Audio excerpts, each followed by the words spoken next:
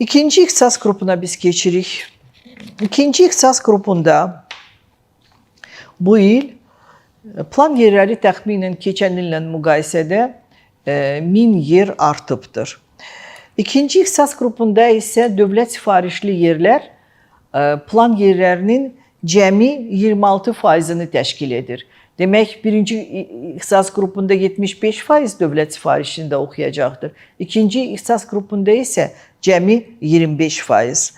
Və burada yerlərin sayı bizdə 16 mindirsə, müsabiqə buraxılıbdır. Demək, 200 baldan yuxarı nəticə göstərən 7983, bu təxminən 8000 şəxsdir. Bu deməkdir ki, onlar hamısı ali məktəbə qəbul olmaq ehtimalı onlarda kifayət qədər yüksəkdir. Çünki hələm ondan başqa da yerlər qalacaqdır və bu 150 baldan da yuxarı nəticə göstərənlər, bunlar cəmi 13900-dür. Bu demək təxminən 14000-dir. Amma bizdə 16000 plan yeri var.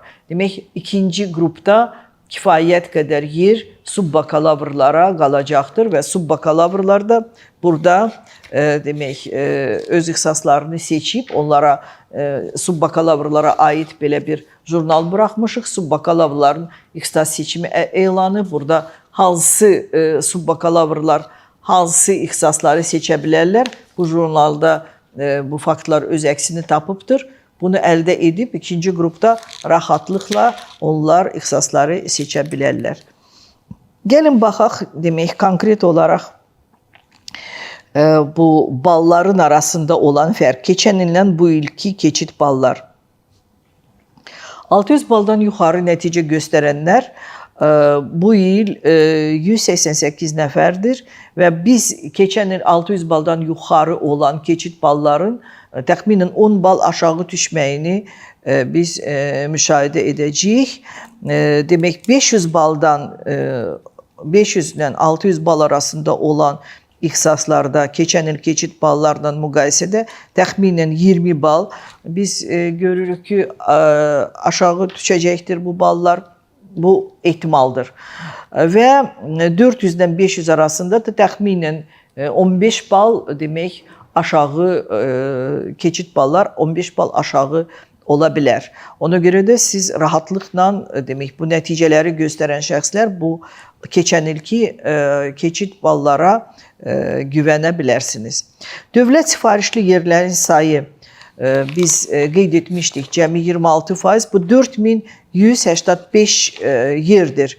Demək, burada yalnız 330 baldan yuxarı nəticə göstərən şəxslər dəqiq deyə bilərlər ki, onlar dövlət sifarişli yerlərə qəbul oluna bilərlər. Burada çünki 330 baldan yuxarı nəticə göstərən 4014 nəfər şəxs var. Onların demək, dövlət sifarişinə qəbul olmaq yüksək ehtimalla onlar dövlət sifarişinə qəbul oluna bilərlər. 300 baldan 400 bal arasında olan keçid ballar bu il təxminən keçən illə müqayisədə təxminən 10 bal aşağı düşəcəkdir. 200 balla 300 bal arasında olan keçid ballar təxminən demək keçən ilki keçid ballar bəlkə də 20 bal artıq olacaqdır. 20 bala qədər ola bilsin, bəlkə artdı, bəlkə də artmadı.